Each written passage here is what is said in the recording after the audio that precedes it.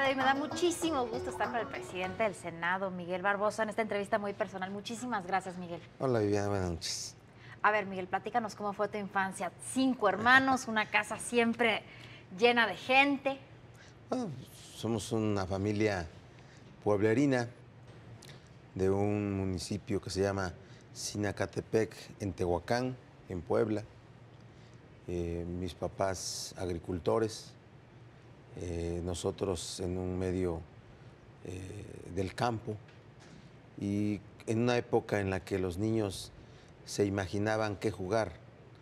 El juguete existía, pero no había una abundancia de lo que es el juguete. Entonces yo fui como los niños de mi tiempo, de mi época, muy imaginativos, utilizando cualquier cosa Pero aparte para de niños imaginar que cosas. podían, vivías en otro México, obviamente, en el campo, podías salir a la calle, podías salir a hacer muchas cosas y no tenías problemas de inseguridad, cosa que ahora ya No, los mira, niños te no voy lo a pueden decir algo hacer. que lo va a describir. En las casas de los pueblos en ese tiempo, a las 8 de la mañana se abría el zaguán, así era, se llamaba zaguán, que era la puerta grande, de par en par. Y estaba abierta todo el día. Y bien recuerdo cuando nos levantábamos y decía mi mamá, abran el zaguán. Y abríamos el zaguán. La puerta estaba abierta de par en par, una puertota, ¿sí? Así se vivía en el México rural de los años 60. Y en ese ámbito, pues, la calle era tu patio. Tenías tus patios, si es que hubieran patios en las casas. Pero la calle era el lugar donde tú jugabas, o el campo era el lugar donde tú ibas a cortar una caña. Y después, bueno, tu vida cambia radicalmente cuando ingresas a la UNAM a estudiar Derecho. Bueno, pues, todo, en ese tiempo, todos los que no había universidades en Tehuacán, mis papás no quisieron que estudiáramos en Puebla, pero vine a estudiar y regresé a Tehuacán a trabajar. Y después tuve la oportunidad de venir a México, la aproveché y estoy viviendo en México de manera, pues me siento muy bien. Pero vamos a regresar a tus épocas de la UNAM, que sé que quieres muchísimo a la universidad. ¿Qué sientes hoy en día que ves, por ejemplo, el auditorio Justo Sierra tomado como está? Que sientes esta efervescencia en la universidad que no se daba en tus épocas. Si bien estabas en un momento complicado por la situación de los movimientos estudiantiles, no se veía la violencia que estamos viendo en este momento. Mira, había otra sociedad, había otros segmentos de la población que llenaban las universidades públicas. Todos los que veníamos a estudiar teníamos una aspiración o de desempeñar un cargo público o de hacer algo privado, pero tenía que ver con una profesión. Yo creo que en este momento lo que le pasa a las universidades es lo que le pasa a toda la sociedad. Hay un asunto de insatisfacción con el estado de cosas que se viven.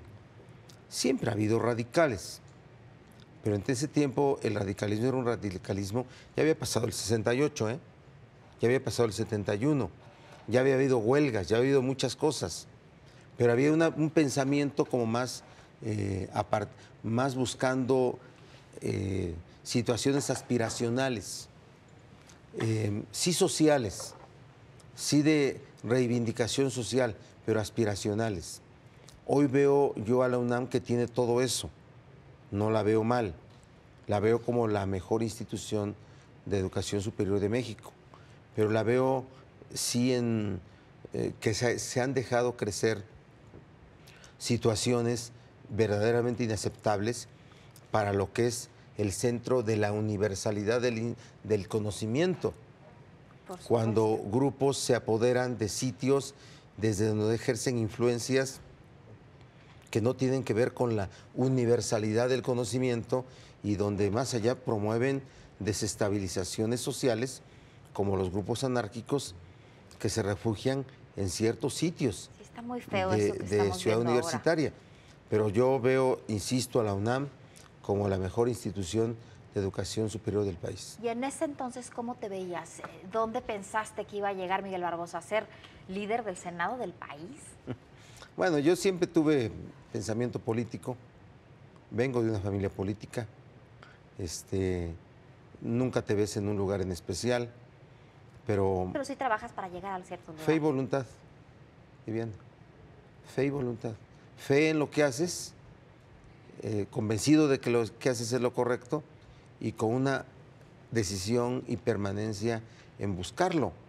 El hombre, la persona humana, hombre o mujer, siempre compite.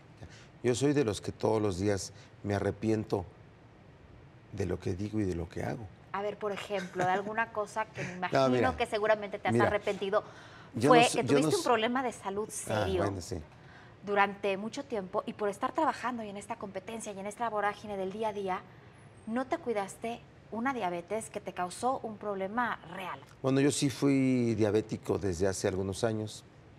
No me atendí como debía haberme atendido, pero lo que tuvo que ver con la amputación de mi pie derecho, tuvo que ver con una lesión en las plantas de mis pies que me hice el día de una marcha, en una marcha en la calle, en donde usé un zapato inadecuado y no me atendí correctamente. Pero eso fue provocado por la diabetes. Ahí te va.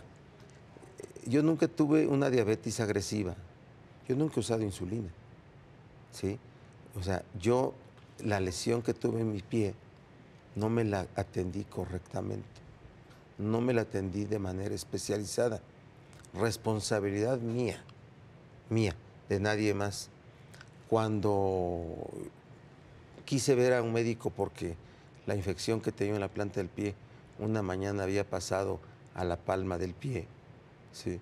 Cuando yo fui a ver al médico, me dijo, vete porque estás muy grave, a un hospital así, así. Y fue como yo entré a esa crisis en donde estuve 13 días en agonía y donde lo que se había convertido de una infección local se convirtió en una sepsis por la diabetes. ¿Sí? Bueno, a mí me pasó en el momento más protagónico de mi vida, o en el momento protagónico de mi vida, cuando parece que a las personas no les pasa nada. Estuvo a punto de morirme en ese momento. Precisamente Y es cuando te das cuenta, pero por eso precisamente estás el año trabajando pasado. ahora y quieres precisamente hacer una campaña de concientización para que la gente se atienda rápido. Contribuyo. Cuando me piden, yo con mucho gusto contribuyo, me expreso como un discapacitado, así me reconozco, ¿sí? No me molesta, no me agrede que me han tratado con mucho respeto todos, pero no me agrede que me vean con condiciones de discapacidad. ¿Sabes qué es la parte más difícil? La compasión. Entre la solidaridad y la compasión hay un margen muy pequeño. Y es cuando uno quiere asumirse con una movilidad de independencia que luego no la tiene uno, ¿sí? No hace mucho, por primera vez me caí, me tropecé en el Senado de la República, yendo a un evento. ¿Traes una prótesis? Sí, traigo una prótesis en el pie derecho, ¿sí? Y no alcé bien el pie y me caí. Me caí, es la primera vez, delante de todos. ¿Sabes qué se siente eso? No por la vergüenza que todos sentimos cuando nos pegamos en la cabeza o cuando nos caímos, que parece que no le duele a uno y sigue uno caminando derecho, no. Ahí lo que importa mucho es la forma como te ven. Si yo me hubiera caído en otras condiciones, el presidente del Senado se cayó, ha de ir borracho, y te lo dicen de broma, ¿no? Claro. Pero ahí en ese momento decían, entre la broma y el pobrecito hay un momento bien complicado A ver, en y la hablando intimidad. de sentimientos y de respeto, ¿qué sentiste haberte distanciado de los chuchos que eran tan allegados a ti? No, pues todavía lo siento. Es un asunto, ahora sí, personal, ¿eh? A ver, platícame esa historia. Pues son amigos de muchos años. Mejor dicho, formamos un sustrato de amistad y de relación personal muy importante.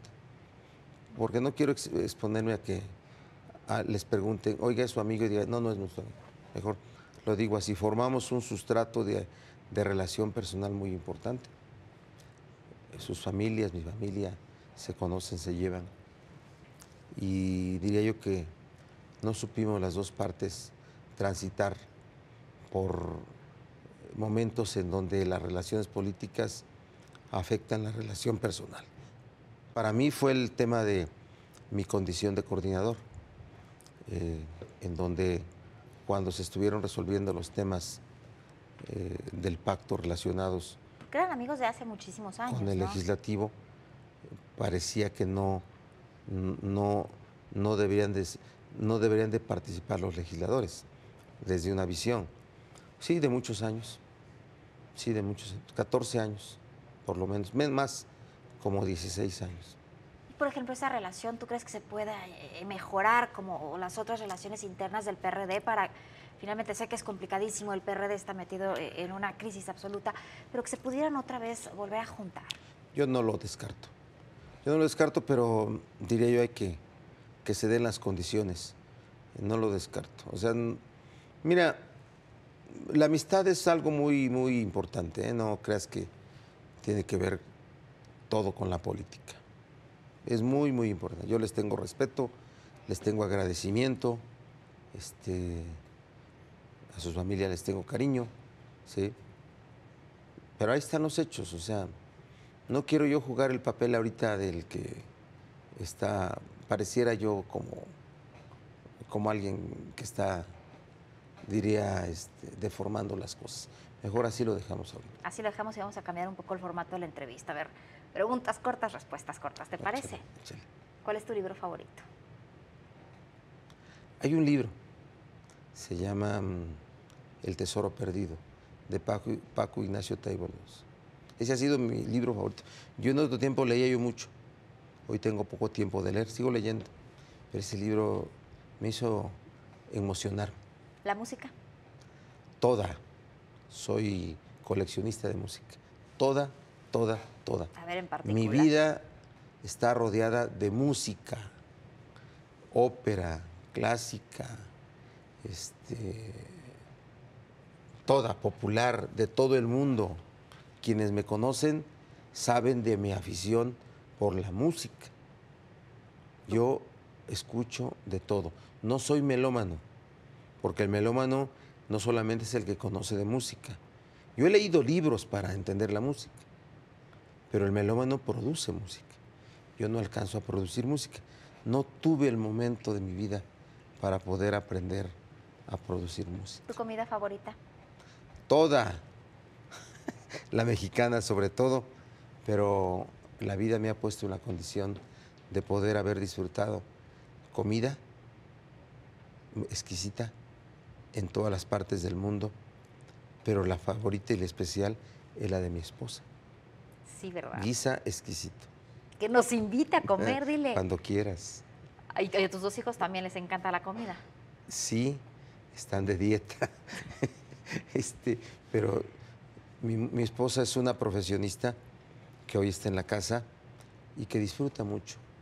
Ella disfruta mucho de lo que... Pero eres un hombre enamorado, Miguel. Sí. ¿Cuánto llevas de casado? Llevo 27 años, casi 28 años. Amo a mi esposa, es la mujer que Dios hizo para mí. Aunque suene machista, porque luego hay que medir también las palabras. Pero yo siempre así lo he descrito. Con ninguna otra mujer hubiera yo sido feliz. Y aparte es una mujer que te ha apoyado en tu carrera política. Ella hizo... Que es dificilísimo. Ella asumió mi proyecto como el suyo. Y eso es algo que luego a mí me provoca reflexión, porque ella es una mujer muy inteligente.